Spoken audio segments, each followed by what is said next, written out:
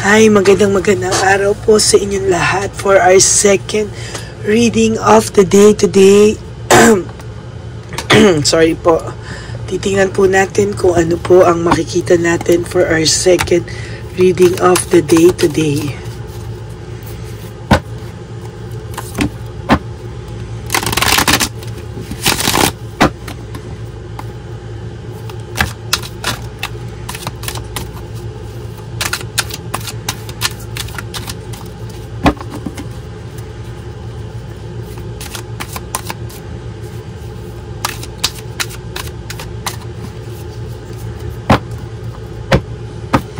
Pili po tayo ng 10. 1,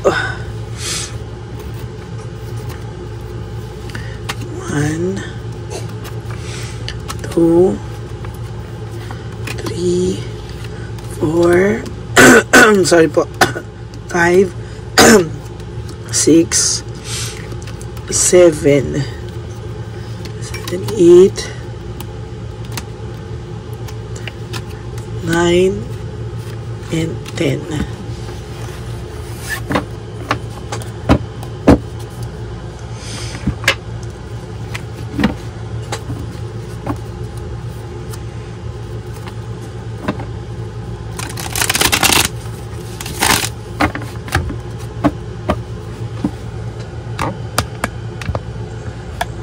Yan. Pili po tayo.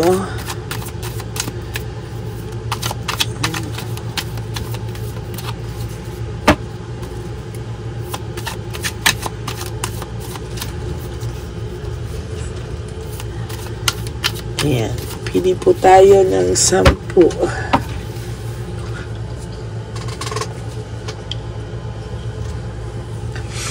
Okay.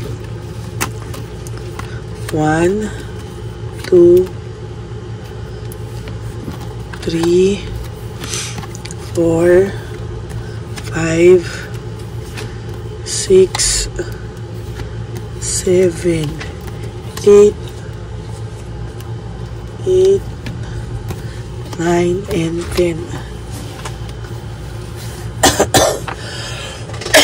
Pasensya na po sa aking boses. Iyang-iya na po ako sa inyo. Okay. 1. Okay. Ito po ay huwag nyo i-skip para po malaman nyo ang inyong energy. Magka-connect po tayong dalawa. Pasensya na po kayo sa aking boses.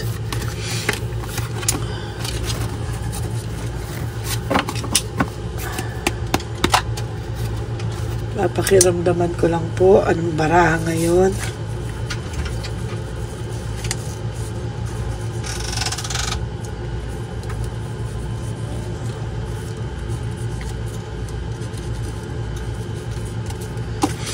Okay.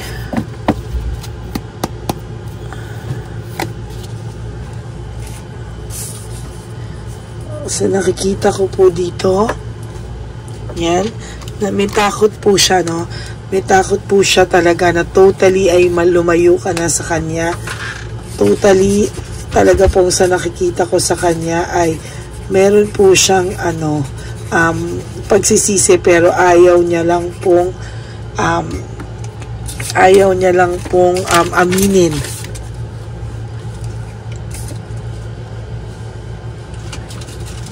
Ayaw niya lang pong aminin. Sa totoo lang, meron po akong nakikita din dito na kahit pa paano ay gusto niya pong magpahinga sa lahat because he is really distracted. Distracted po talaga tong taong to, pero hindi niya lang po talaga maipahalata. Sorry po.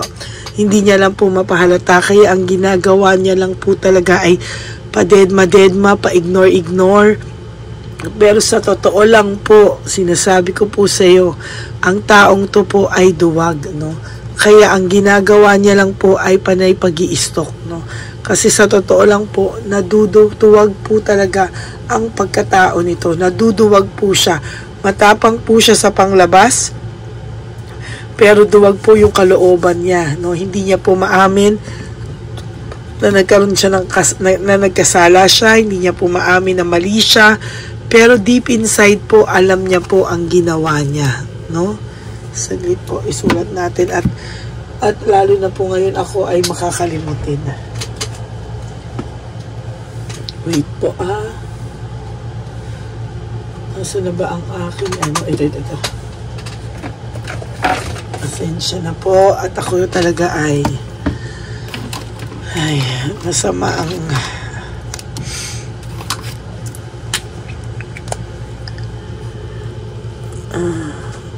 akala mo lang matigas siya, matigas ito, matigas siya, pero sa totoo lang, pero duwag siya.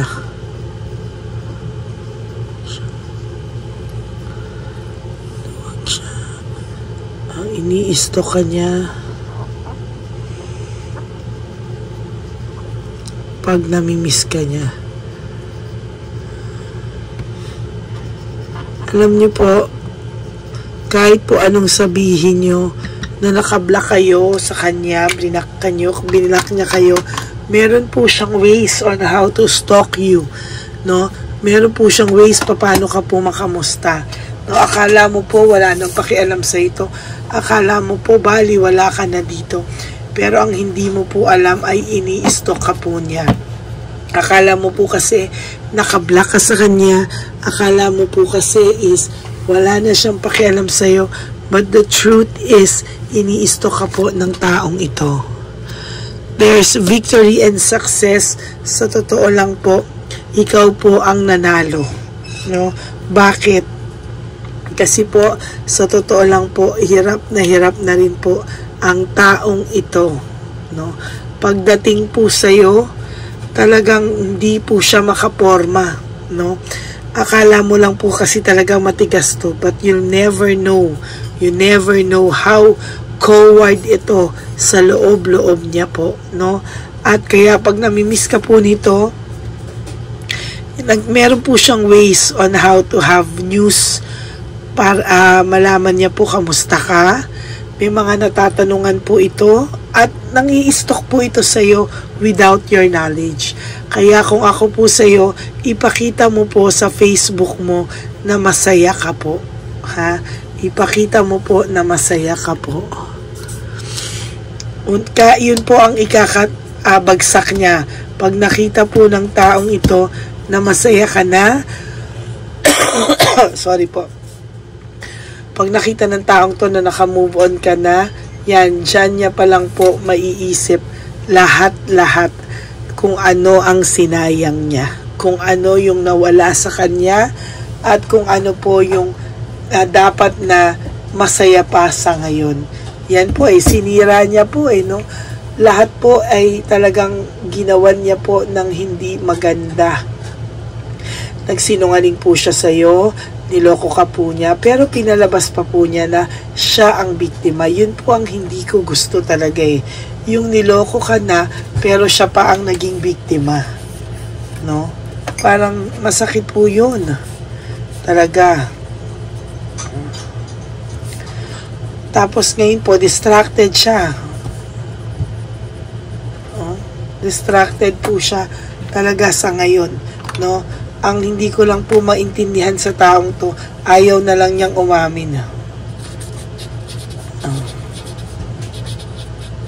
Diba? Kasi po, sa totoo lang, sa nakikita ko po sa kanya, parang distracted po siya Talagang gulong-gulo din po itong taong ito ngayon sa pakiramdam niya.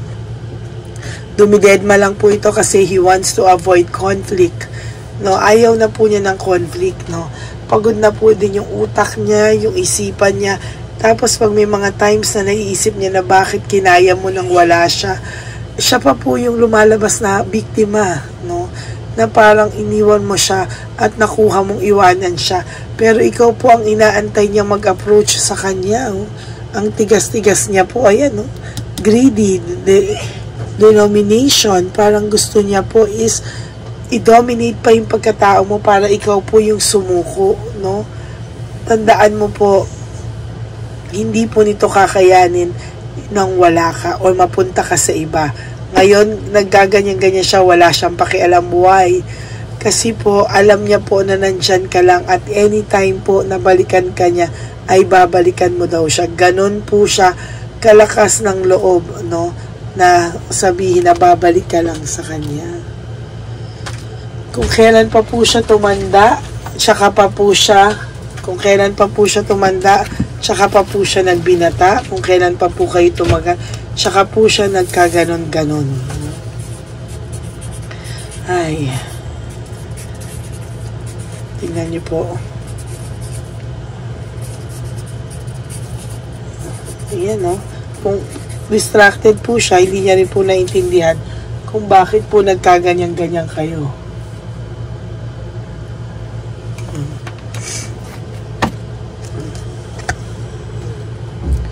Burned out and overstress po siya.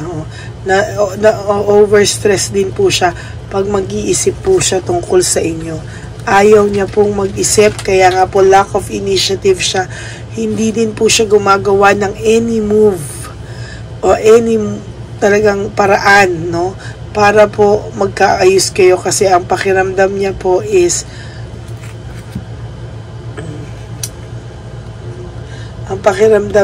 ay talagang, ayan, no?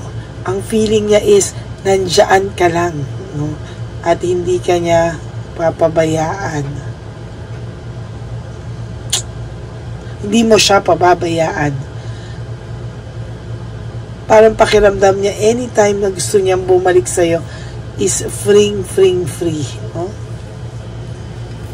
No? Nakaandyan ka lang, nag-aantay ka lang sa kanya. Ang gusto niya, hindi ka po makatiis, magsakripisyo ka, ikaw na lang daw po ulit ang mag-approach para maayos kayo. No? Pero magyayabang pa po yan na siya po ay satisfied sa buhay niya, emotionally stable siya, pero lahat po yan ay kabaliktaran ng pakiramdam niya ngayon. As a matter of fact, distracted siya. High level of scrutiny, meaning po sobra pong aligaga ito. At sobra pong itong hindi makapaniwala sa mga nangyayari at bakit daw po ganon.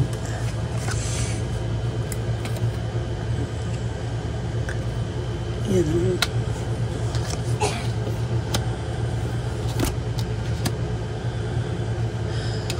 Magiging successful ka po even without this person. Actually, mabigat po siyang energy sa'yo, kaya mas maganda pong wala ka sa kanya.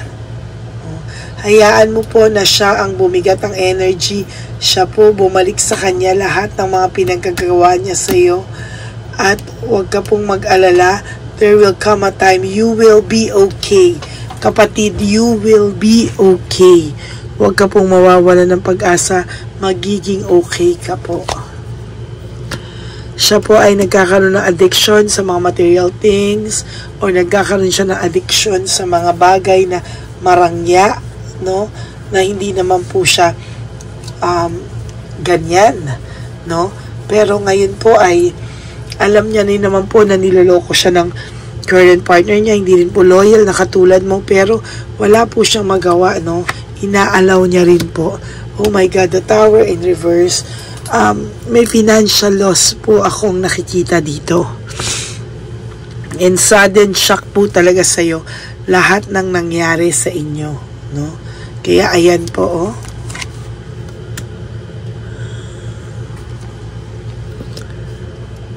Oh, yan.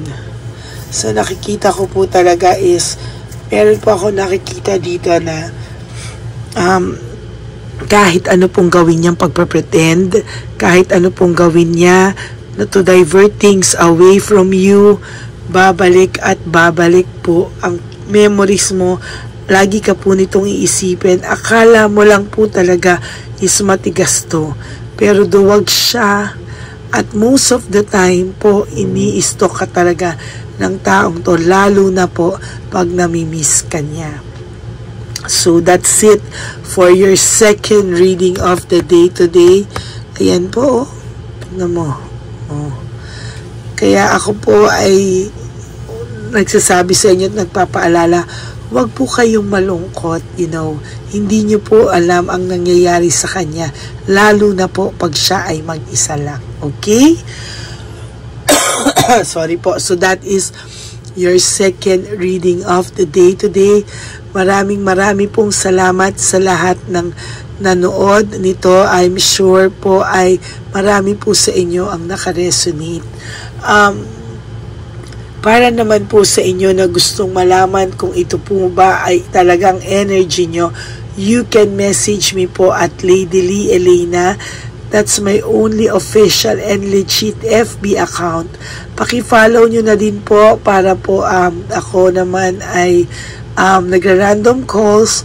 Pwede ko rin naman po kayong matawagan kung ililid po tayo niyan sa ng ating Divine Universe. Ako po ay nagra-random calls aking mga followers, nangangamusta at nakikipagtsigahan po minsan-minsan. Okay? So maraming salamat po dyan, at kung sabi ko nga po sa inyo, ibibigay ko po ang details ng personal reading dyan din po pag nag-message kayo sa akin. Maraming salamat po to all of you who wants to give me a super thanks. I would really appreciate that from the bottom of my heart. And bago po kayo lumagtaw sa video na ito, make sure na napanood nyo na po yung first reading of the day kanina and yung first and second kahapon. Lalo na po nung Saturday, ang dami pa pong nakakamiss nung aking reading of the day. Lalo na po yung second reading ng Saturday, marami pa po ang hindi nakapanood. Yan, tumalon po agad ng 3. So, hindi po maganda, sayang po yung may namimiss kayo na isang reading. No? Para po sana makuha nyo yung continuity ng ating pagbabasa. Okay? So, maraming salamat po sa inyong lahat. Please, no skipping of ads po tayo. And sana po from start to finish ay panoorin nyo po ito para nagkakakuhanan po tayo ng energy. Okay, maraming salamat po. Ang aking paalala po lagi, life is short, don't make it shorter by stressing yourself from all the pains and the heartaches na binigay sa inyo na kahapon. Just surrender everything to the Divine Universe. Just let go and let God write your love and life story. Good morning po. I will be back for another set of reading. I'll try to have one more po for this day. Magpapahinga lang muna po ako ngayon. Maraming salamat po sa inyong lahat. God bless you all. Have a happy Monday. Have a happy heart. Huwag po kayo malulungkot ha. Magkikita-kita po tayo ulit on my next reading. God bless you all. I love you.